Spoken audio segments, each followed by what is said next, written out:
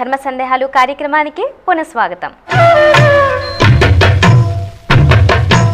గురుగారు, మరొక సందేహం అండి. మదనపల్లి నుండి తిరుమల గారు రాస్తున్నారు. సత్యనారాయణ వ్రతం ఎవరికి చెప్పారు? ప్రసాదం యొక్క విశిష్టత ఏమిటి తెలియచేయగలరంటూ కోరుతున్నారు. వ్రతం యొక్క ప్రారంభంలోనే ఏకదా నారదో యోగి అని మొదలు పెడతారు.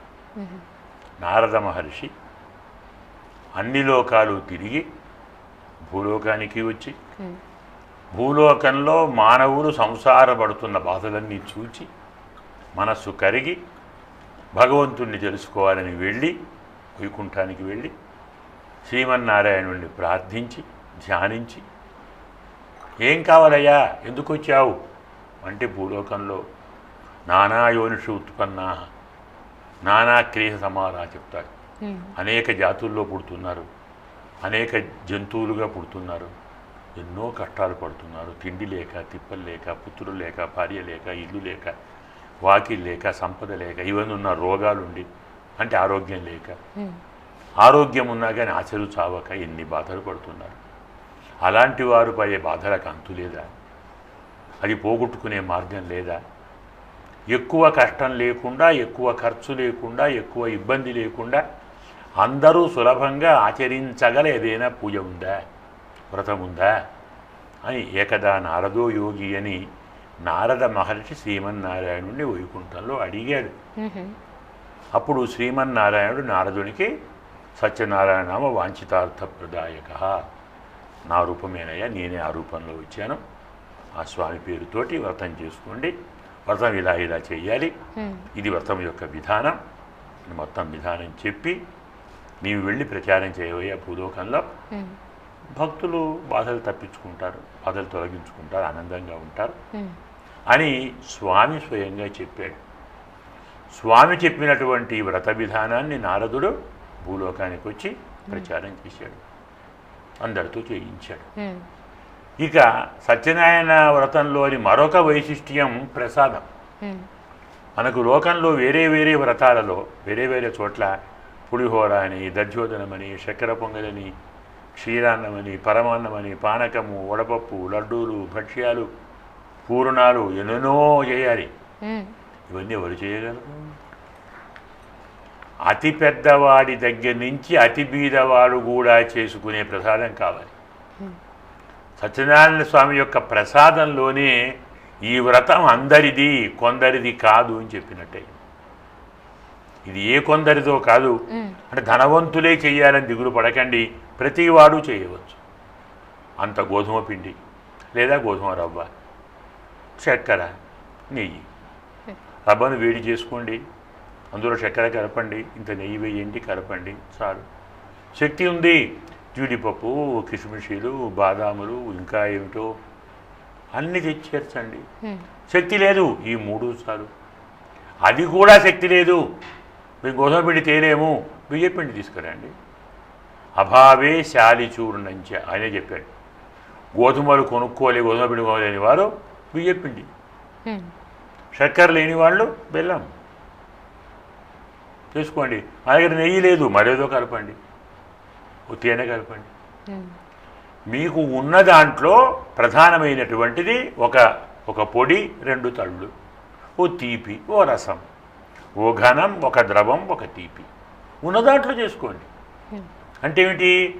బీదవాడు కూడా చేయగల ప్రసాదాన్ని ఎన్నిక చేశారు. నీ శక్తి ఇప్పుడు లడ్డూలు చేయాలంటే చాలా ఖర్చు అవుతుంది, భక్ష్యాలు చేయాలంటే ఖర్చు చాలా అవుతుంది, పులిహోర కూడా కొందరు చేయలేరు, బియ్యం తెచ్చుకోలేరు, అంత గోధుమ నూక తీసుకోవయ్యా, ఇంతే తీసుకో, ఇంత బెల్లం వెయ్యి, లేదు ఇంత బియ్య పిండి, ఇంత బెల్లం, ఇంత నెయ్యి వేసుకో, సరిపోయింది. అందరూ చేయదగింది. ఇందులో ఇంకో పరమార్థం ఏమిటంటే, గోధుమ అనేటువంటిది సూర్య భగవానుడికి ప్రతీక, శర్కర చంద్రుడికి ప్రతీక, నెయ్యి అగ్నికి ప్రతీక.